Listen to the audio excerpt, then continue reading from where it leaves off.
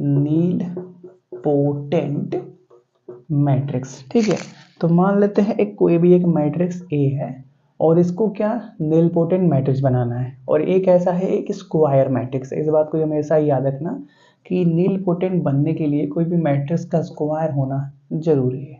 नील potent बनने के लिए किसी भी मैट्रिक्स का स्क्वायर होना जरूरी है। क्यों जरूरी है, कुछ टाइम में समझ जाओगे, क्वेश्चन करोगे अपने आप समझ जाओगे। ठीक है, तो मान लेते हैं एक मैट्रिक्स ए है जो क्या स्क्वायर मैट्रिक्स है, तो उसको नील पोटेंट बनाने के लिए हमको ए के अंदर ए को ही मल्टीप्लाई करना पड़ेगा। ए के अंदर ए को ही मल्टीप्लाई करना पड़ेगा, लेकिन कितनी बार मल्टीप्लाई करना पड़ेगा, इतनी बार मल्टीप्लाई करो कि उसका रिजल्ट क्या हो जाए, जीरो मैट्रिक्स के बराबर हो जाए। ठीक है, जैसे देखो हमारे पास क्या है, कोई नंबर मान लेते हैं 5 है। ठीक है, तो 5 के अंदर ऐसा क्या ऐड कर रहे हैं कि जीरो बन जाए, तो -5 ऐड कर लिया तो क्या बन गया, जीरो बन गया। ठीक है, मान लेते हैं हमारे पास एक नंबर है क्या 2 है। 2 के अंदर ऐसा क्या ऐड करें कि जीरो हो जाए, तो -2 ऐड करोगे तो जीरो हो जाएगा। तो ये तो हो गया हमसे नॉर्मल एडिशन की बात। अब मैट्रिक्स में कैसे चलेगा, मैट्रिक्स में मल्टीप्लिकेशन से काम चलेगा। मान लेते हैं एक मैट्रिक्स ए है हमारे पास 1 0 0 1। ठीक है, तो आप ए को कितनी बार मल्टीप्लाई करोगे कि वो जीरो मैट्रिक्स के बराबर हो जाए। तो देखो ए क्योंकि इस टाइम पे आइडेंटिटी मैट्रिक्स है, तो आइडेंटिटी मैट्रिक्स को आप कितनी बार भी मल्टीप्लाई करो वो जीरो नहीं होने वाला है, वो हमेशा ही ए इंटू ए करोगे तो वो भी ए के बराबर आएगा। इंटू ए करके देख लोगे वो भी ए के बराबर आने, मतलब क्या ए इंटू ए क्या हो गया 1 0 0 1 हो गया। अब इसके अंदर भी क्या ए को मल्टीप्लाई करोगे तो वो भी क्या ओवरऑल कट पीट के ए ही बचने वाला है। ठीक है, 1 0 0 1 ही बचने वाला है। मतलब कि आइडेंटिटी मैट्रिक्स को कितने टाइम भी मल्टीप्लाई कर लो वो उनका रिजल्ट जीरो नहीं होने वाला है। ठीक है, तो क्या करते हैं इसको एक एग्जांपल से देखते हैं। मान लेते हैं हमारे पास एक मैट्रिक्स ए है जिसके अंदर एलिमेंट क्या है हमारे पास A B B square minus के ए स्क्वायर माइनस के ए बी। ठीक है, ये एक मैट्रिक्स है। अब क्या करो, ए को पहले 2 बार मल्टीप्लाई करो, ए को पहले 2 बार मल्टीप्लाई करो, देखो क्या मिलता है। ठीक है, तो देखो ए इंटू ए करते हैं, ए इंटू ए मतलब क्या कर लिया हमने, ए स्क्वायर कर लिया। ए इंटू ए मतलब क्या, ए स्क्वायर। तो a B B square minus के ए स्क्वायर माइनस के ए बी।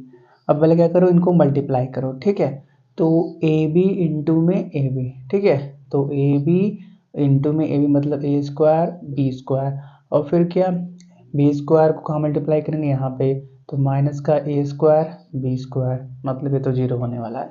और फिर क्या ए बी को यहाँ मल्टीप्लाई करो तो a b cube plus minus हो जाएगा यहाँ पे माइनस का ए बी क्यूब, और फिर क्या यहाँ पे इसको मल्टीप्लाई करो तो माइनस का ए क्यूब बी और माइनस माइनस प्लस ए क्यूब बी, और फिर क्या माइनस इसमें मल्टीप्लाई करो तो माइनस का A square B square minus minus plus A square B square. तो देखो ये क्या दिख रहा है हमारे पास, 0 0 0 0 मतलब क्या एक जीरो मैट्रिक्स। तो देखो यार हमने क्या किया, ए को 2 बार मल्टीप्लाई कर दिया तो हमको क्या मिल गया, जीरो मैट्रिक्स मिल गया।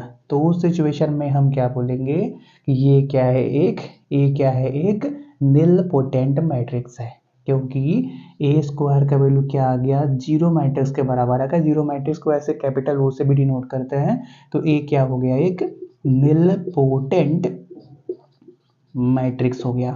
अब देखो निलपोटेंट मैट्रिक्स के अंदर आपको ऑर्डर नहीं इंडेक्स बताना पड़ता है। इंडेक्स मतलब क्या, इस पावर को बोलते हैं। ठीक है, जिस पावर पे भी जाके वो मैट्रिक्स क्या हो गया, जीरो हो गया, वो मैट्रिक्स का इंडेक्स क्या होता है, वो हो जाता है। ठीक है, जैसे देखो ए मैट्रिक्स का स्क्वायर किया तो जीरो हो गया, तो ए का इंडेक्स क्या हो गया, ए का इंडेक्स 2 हो गया। ठीक है, ए मैट्रिक्स का इंडेक्स क्या हो गया, 2 हो गया।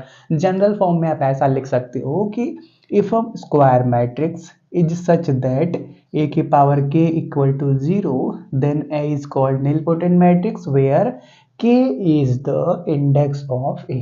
k is the index of A, और k क्या हो सकता है, k आपका पॉजिटिव इंटीजर हो सकता है, k आपका पॉजिटिव इंटीजर हो सकता है, और k का सबसे छोटा वैल्यू ही लेना, k का सबसे छोटा वैल्यू ही क्या बनता है, इंडेक्स बनता है।